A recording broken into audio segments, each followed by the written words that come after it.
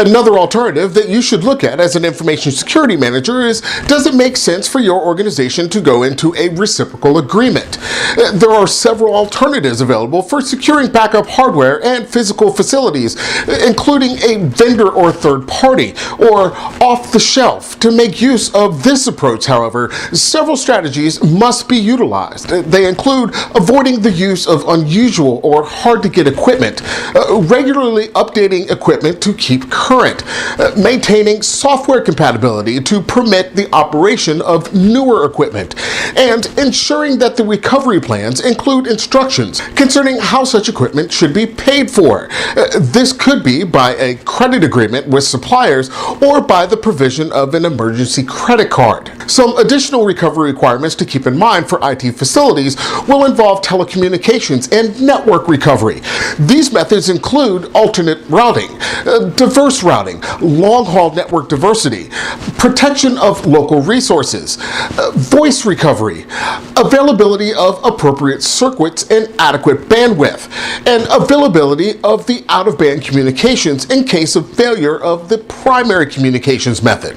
Some of the factors to keep in mind as you develop your plan are pre-incident readiness, evacuation procedures, discover declaration strategies, prioritize business processes and IT resources, identifying responsibilities in the plan, identify persons responsible for each function in the plan, updating contact information of teams and external agencies, the step-by-step explanation of the recovery options, and identifying the various resources required for recovery and continued operations. Most business continuity plans are created as a set of procedures. They are there to accommodate the system, user, and network recovery strategies. To ensure this, copies must be off-site to ensure that it is available when needed. We all know that tragedy never strikes between the hours of 9 to 5. Components of the plan must include key decision-making personnel, a backup of required supplies, the organization, and the assignment of responsibilities, telecommunication networks, and insurance provisions. Next, don't forget the consideration of integrating the recovery objectives and the impact analysis with the incident response.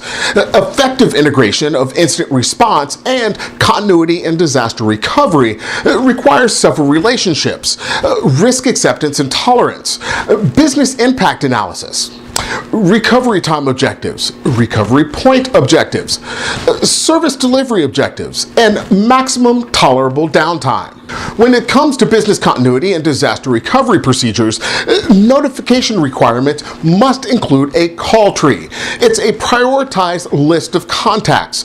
It's representatives of equipment and software vendors, supplies and equipment for services, recovery facilities, including a hot site representative or predefined network communications rerouting services, off-site media storage facilities, recovery teams, insurance company agents, human relations and contract personnel services, and law enforcement contacts. The plan also must include provisions for all supplies necessary for continuing normal business activities during the recovery effort. This should include an up-to-date hard copy procedure that can be followed easily by the staff and contract personnel who are unfamiliar with the standard and recovery operations themselves. Also, the plan must contain details of the organization's telecommunications network. These are needed to restore the business operations, as networks are susceptible to the same natural disasters as data centers and are just as vulnerable to disruptive events. Some of these things include the central switching office disasters, cut cables, communication software glitches and errors, security breaches from hacking, and a host of other human errors. Some of the methods for providing continuity of your network services should include redundancy, alternate routing, diverse routing, long-haul diversity, last-mile protection, and voice recovery. As you continue to build your continuity and disaster recovery plans, you also must take into account high availability data. Your plans should include operational failover methods to prevent servers from going offline for an extended period of time. RAIDs provide performance improvements and fault-tolerant capabilities in both hardware and software solutions. A SAN is a high-speed, special-purpose network that provides mass storage using remote interconnecting devices. Fault-tolerant servers provide for fail-safe redundancy to mirrored images. Using this approach may also entail distributing processing over a server load, or concept referred to as load balancing or clustering. Next, you should consider what insurance requirements the organization must have. The plan should also contain key information concerning the organization's insurance themselves. The information systems processing insurance policy is usually a multi-peril policy designed to provide various types of IT coverage. Different available types are IT equipment and facilities, media reconstruction, business interruption, valuable papers and records, errors and omissions, and media transportation. Now, after you've put all this work in to build your continuity and recovery plans, you must keep them up to date. Since today's organizations are dynamic, they are subject to constant change. The response and recovery process must assure that the plans are continuously updated and adapted to that change. You must make sure to test all aspects of the information management and recovery plan. It is the most important factor in achieving success in an emergency situation. Testing should focus on identifying gaps, verifying assumptions, testing timelines, the overall effectiveness of strategies, the performance of the personnel themselves, and the accuracy of the current plan. This is not just one and done. It needs to be done on a constant rotating basis, ensuring periodic testing of the response and recovery plans wherever they're appropriate. The Information Security Manager should implement periodic testing of the response and recovery plans that include developing test objectives, evaluating the test, developing recommendations to improve the response and recovery plans, implementing a follow-up process to ensure that the recommendations are in fact implemented.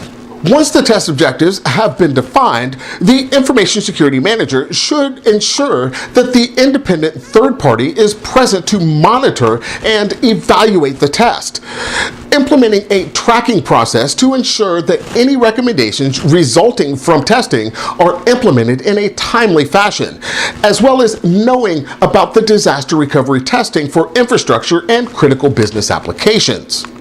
Remember, testing the recovery plans must include testing the infrastructure itself as well as critical applications. The Information Security Manager needs to ensure that critical systems are secured during disasters. Based on the risk assessment and business impact information, the Security Manager must identify critical applications the organization requires and the infrastructure needed to support them, and then perform whatever recovery tests are warranted. So, how should you test your plans? Well, there's a variety of options. A checklist review or a structured walkthrough. Some people call that a tabletop exercise. A simulation test or a parallel test. And then finally, a full interruption test. Regardless of the type of test that you run, it is important that the test should strive to, at a minimum, accomplish the following tasks. Verify the completeness and precision of the response and recovery plan. Evaluate performance of personnel involved in the exercise. Appraise the demonstrated level of training and awareness of individuals who are not part of the recovery response team. And evaluate the coordination among team members, suppliers, and other external entities. Your test results should also measure the ability and capability of the backup site to perform prescribed processing, assess retrieval of critical information and data, evaluate accuracy and capacity of equipment and supplies at the recovery site, and measure the overall performance. We generally break up the test into 3 core phases: the pre-test or the planning, the test itself, and then the post-test. These test results should be recorded and communicated in terms of metrics. Some of these metrics could be the elapsed time, the amount of work or operations, the percentage of vital records, supplies, critical systems recovered, and the accuracy of data entry and processing cycles. Given that major incident usually causes considerable confusion in a host of unexpected conditions, it's essential that the incident management and response plans have been tested under realistic conditions. This requires planning. A facilitator or director is usually needed. This person will direct the tasks within the plans, oversee the plan execution, liaison between the senior management, and make decisions as necessary. The information security manager should either assume the facilitator role or ensure the role is assigned to someone else. Defining appropriate recovery strategies and alternatives is important to the overall process. As the information security manager, you should manage the post-event reviews. This is going to help you learn from the completed task and to use the information to improve the organization's response procedures. You should keep in mind that security incidents may not always be the result of externally initiated attacks or even internally initiated attacks, but also can be the result of a failure in the security control themselves.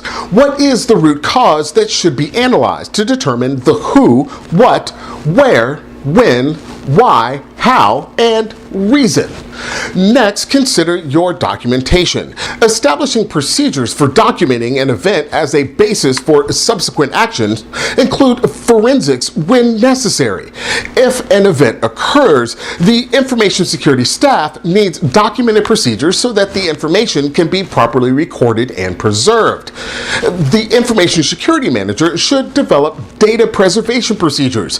The information system staff must understand some basic procedures, including taking no actions that could change, modify, or contaminate potential or actual evidence. As the information security manager, it's important that you know and understand the requirements for collecting and presenting evidence, the rules of evidence, the admissibility of evidence, and the quality and completeness of evidence. Also, the consequences of any contamination of evidence following an intrusion. Remember, failure to realize these requirements, rules, and consequences is likely to make organizations unable to identify how the intrusion was completed and determine how the security program should be changed and enhanced to eliminate the risk of a similar intrusion in the future. Some of the core legal aspects of forensic evidence include chain of custody, checklists for acquiring technicians, detailed activity log templates, a signed non-disclosure form, an up-to-date case log, and investigative report templates.